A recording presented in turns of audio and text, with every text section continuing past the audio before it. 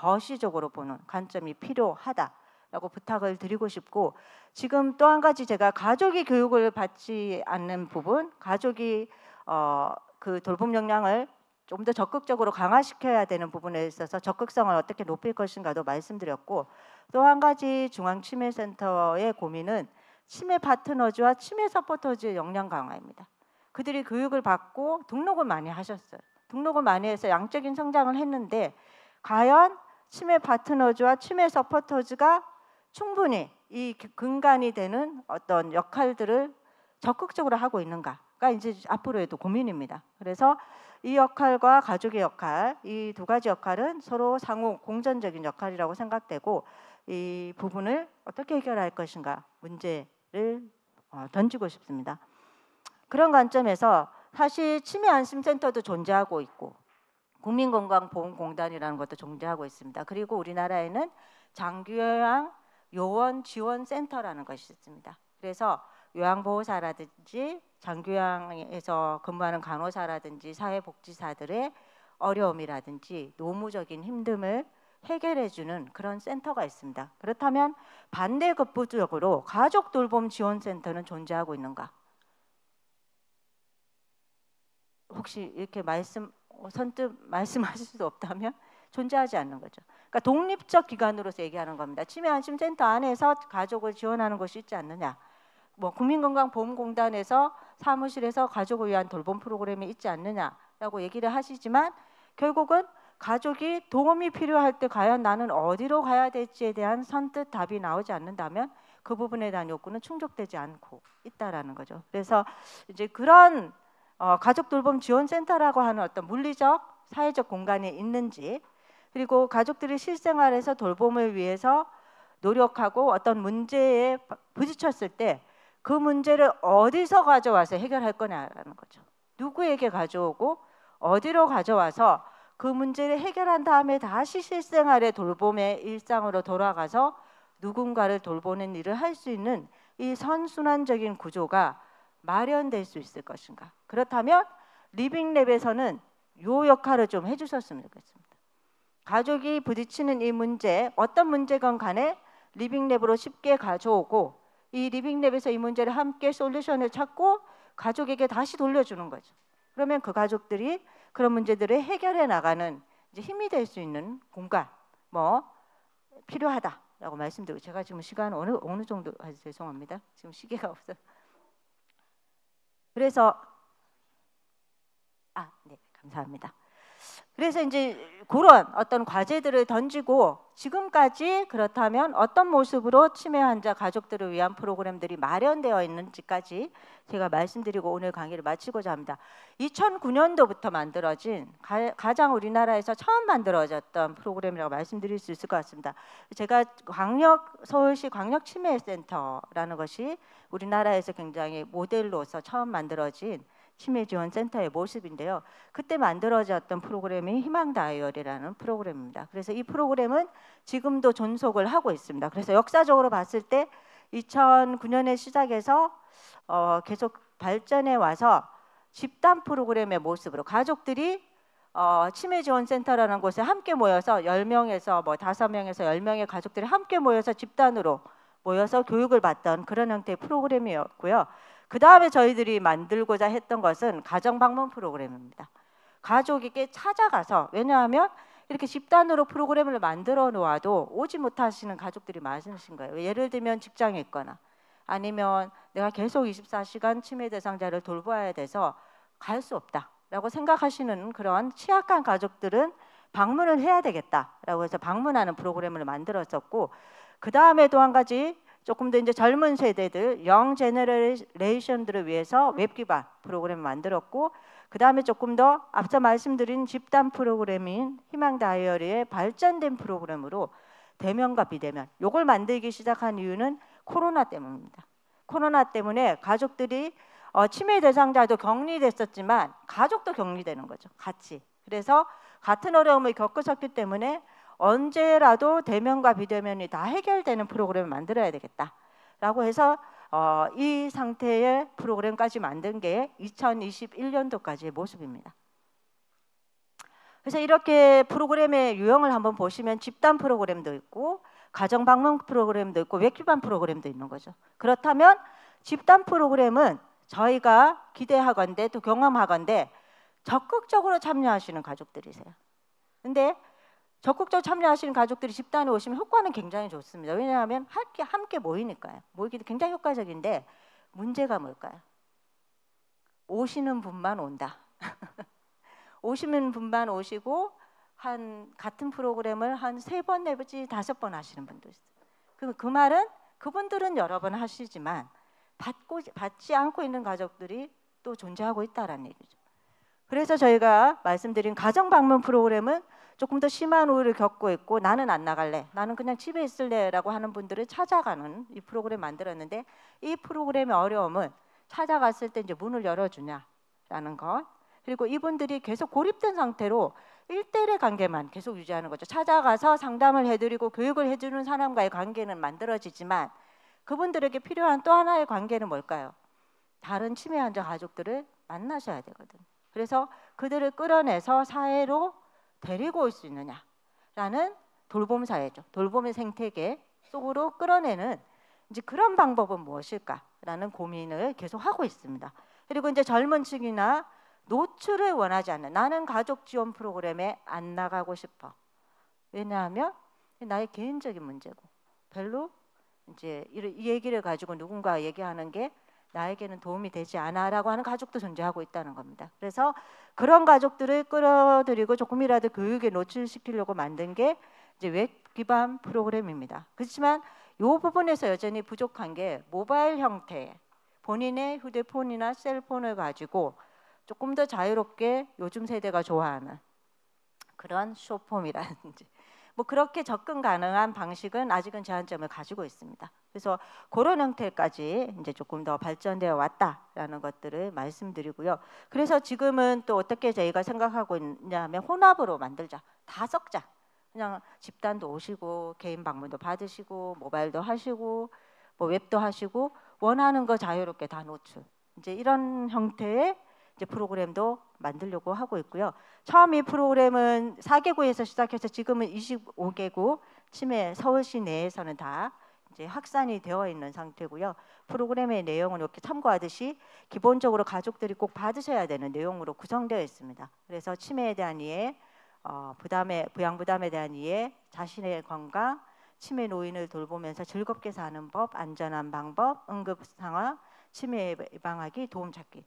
그래서 이 내용들을 사실 다 보시면 치매 환자 가족이 받아야 될 교육의 내용과 요양보호사라든지 포멀 케어기버들이 받아야 될 내용의 차이가 사실은 거의 없다라는 걸 아실 겁니다. 그래서 거의 동일한 교육을 받아야 되는데 교육을 못 받고 있다라면 이것은 굉장히 큰 격차, 괴리다라는 것을 아실 수가 있고요. 저희들이 효과 평가 이런 것들은 다 검증을 했고, 아까 말씀드린 가정을 방문해서 가족들에게 프로그램을 제공하는 것에 뭐 매뉴얼 이런 거 참고해서 보시면 될 것 같습니다. 그리고 웹으로 만들어서 저희가 가족들에게 전달한 프로그램은 이렇게 애니메이션을 만들었습니다. 애니메이션으로 다 만들어서 가족들이 조금 더 영상에 접근해서 교육을 받을 수 있게 만들었는데, 단 고민은 조금 더 이 애니메이션들이 시대가 지나고 뭐 여러 가지 가족들의 사례를 가지고 와서 조금 더 리얼하게 만들 수 있는 방법은 없을까? 이걸 지금 더 고민하고 있습니다. 그 다음에 이제 두 번째 프로그램이 국민건강보험공단이라고 하는 또 다른 주체입니다. 중앙치매센터와 치매안심센터와는 다른 장교양 보험 세팅에서 가족들에게 교육을 하자 이렇게 됐습니다. 그러면 이제 지금도 여기 장교양 세팅에서 가족을 교육하는 거 당연한 거 아니야라고 생각하실 수 있지만 갈등이 있었습니다.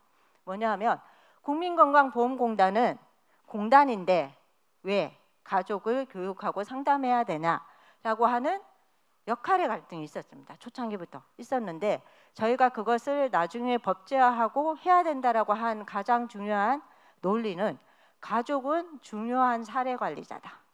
가족이 치매 대상자를 위한 선택, 뭐 서비스 모든 것들을 고르고 선택해야 되기 때문에 그들이 장교양 보험을 잘 이용할 수 있게 교육하는 것은 공단이 해야 될 역할이다라고 설득해서 법으로 만들어서 지금까지 지속하고 있습니다. 그래서 2015년도에 만들어서 2023년도에 전국 확대를 했습니다. 그래서 거의 한 8년에 걸려서 전국 확대를 위한 8년 동안의 갈등, 노력 해야 된다. 공단이 해야 된다. 이런 노력을 해서 돌봄 여정 나침반이라는 이름으로 만들었고요. 왜 나침반으로 이름으로 만들었냐 하면 가족들이 선택해야 될 게 너무 많은 거예요. 뭐 집에서 돌봐요. 요양병원 가야 될지. 그리고 어떤 서비스를 받아요. 재택 서비스 뭐 여러 가지 서비스들을 현명하게 사용하게 만들자라는 의미를 담고 이 장기요양 돌봄 나침반이라는 프로그램을 만들었고요.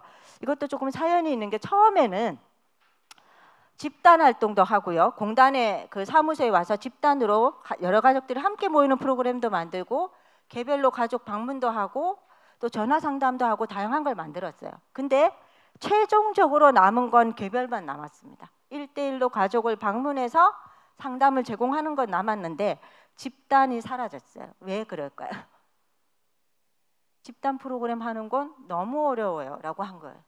그냥 1대1 방문은 원래부터 공단에서 하시던 역할 중에 포함되어 있어서 1대1 방문이 오히려 어려울 것 같지만 그건 쉬운데 가족을 집단으로 공단이라고 하는 공간에 모아서 하는 게 어려워요 라고 해서 집단이 빠졌어요. 빠지는 요 부분은 사실은 좀 아쉽습니다. 왜냐하면 이건 또 마찬가지로 가족이었대요. 여전히 고립되어 있는 거죠. 고립되어 있고 상담사와 일단 1대1의 관계만 존재하고 있어서 어떻게 하면 가족들이 모일 것인가에 대한 고민은 여전히 하고 있습니다. 그래서 여러 가지 프로그램의 효과 그리고 저희가 이제 영구적인 관점에서 분석을 했거든요. 효과를 분석했더니 개별과 집단 활동에 다 참석한 가족이 개별 1대1 상담을 가족만 받은 가족보다 효과적이다라는 것도 확인을 했어요. 그래서 결국은 모일 수 있는 방법에 대한 고민을 여전히 하고 있고요. 저희가 이제 1년 후에 효과도 봤거든요. 이 프로그램에 참여하시고 나서 1년 후에도 여전히 이 효과가 지속이 되는 건가 조사를 했더니 사회적 지지와 우울 건강관리는 해결이 됐는데 여전히 그렇죠. 여전히 이제 효과가 있긴 하지만 상대적으로 봤을 때 돌봄 효능감이나 돌봄 부담감은 1년이 지나니까 좀 가라앉아요. 그러니까 효과가 떨어지기 시작하는 거죠. 그 말은 무슨 말이냐면 진행되면 진행될수록 가족들에게는 부스터샷 예방접종을 1차, 2차, 3차로 해줘야 되기 때문에 그렇게 단계적으로 팔로우하면서 해줄 수 있는 방법이 있을까라는 고민이 있습니다. 마지막 프로그램입니다. 중앙치매센터와 2024년 올해부터 이제 전국으로 확산하고 있는 프로그램이 가족의 치매 단계부터 초기, 중기, 말기에 맞추어서 단계별로 필요한 요구를 충족시키자라고 했습니다. 그렇게 만들고자 했던 이유는 돌봄은 결국은 여정이고 돌봄에 부침이 있고 감정의 곡선에도 부침이 있고 부양부담에도 부침이 있기 때문에 가족의 초기 가족, 중기 가족, 말기 가족에 맞게 맞춤형 프로그램이 제공되어야 된다라는 것을 올해부터 시작을 했습니다. 그래서 이 프로그램에서의 내용을 보시면 결국은 가족이 부양부담을 가지고 있지만 이 부양부담을 줄이고 통제력을 줄 수 있는 방법은 가족이 돌봄 역량을 키우는 것이다. 그래서 그 돌봄 역량을 지식과 기술, 태도를 바꿈으로써 돌봄 역량을 키우게 된다면 이 부담이 줄어들 거다라는 원칙을 가지고 이걸 적용을 하고 있습니다. 하고 있고 현재 이제 전국 확산을 위한 교육을 마쳤습니다. 그래서 여기까지가 우리나라에서 돌봄, 가족의 돌봄과 관련된 노력의 어떤 여정표라고 보시면 되고요. 여전히 앞으로 나아가야 될 숙제가 남아 있습니다. 그래서 여러분들에게 리빙랩을 연구하시는 여러분들에게도 던지는 질문일 수도 있고 일본에서 오신 우리 전문가분들에게도 던지고 싶은 질문입니다. 자조 모임이 활성화가 잘 안 됩니다. 이름은 자조예요. 셀프 헬프 그룹인데 가족들이 정규 프로그램을 그러니까 누군가가 전문가가 도와주는 프로그램을 끝내고 나서 스스로 이 프로그램을 끌고 가야 되는데 여전히 반자조거든요. 세마이 셀프 헬프 그룹이라고 말씀드릴 수가 있습니다. 아니면 세마이도 안 되는 거죠. 그래서 이걸 어떻게 활성화할 것인가 고민입니다. 그 다음에 사각지대의 가족들은 여전히 드러나지 않고 있는데 이들 어떻게 발굴할 것인가. 그리고 가족들이 언제나 모일 수 있는 이곳에 가면 내가 다른 가족을 만날 수 있어. 내가 무언가 도움을 받을 수 있어라는 공간이 있는가라는 질문. 그리고 가족 지원 비용 효과와 급여화입니다. 가족 지원을 사이드로 그냥 엑스트라로 봉사로 제공하는 게 아니고 이것이 하나의 급여화 수가화가 되어서 어떤 가족이라도 당당하게 교육을 받고 거기에 대해서 혜택을 받게끔 하는 것이 마련되어야 된다라는 것이 과제고요. 프로그램을 제공할 수 있는 인력이 많이 양성되어야 됩니다. 단순히 치매안심센터나 공단의 직원이기 때문에 제공하는 프로그램이 아니고 누구나도 자원봉사자로서 준 전문가로서 교육을 받고 가족에게 접근할 수 있는 전문가가 아니더라도 일반인도 양성이 되었으면 하는 거고요. 지역사회에서 이 가족 지원 프로그램이 있다라는 거하고 어떻게 지원을 할 것인가에 대한 이런 고민들이 남아있고 여러분들에게 이 질문을 저의 질문이기도 하지만 여러분들께도 공동의 질문으로 던지면서 제 강의를 마치도록 하겠습니다. 감사합니다.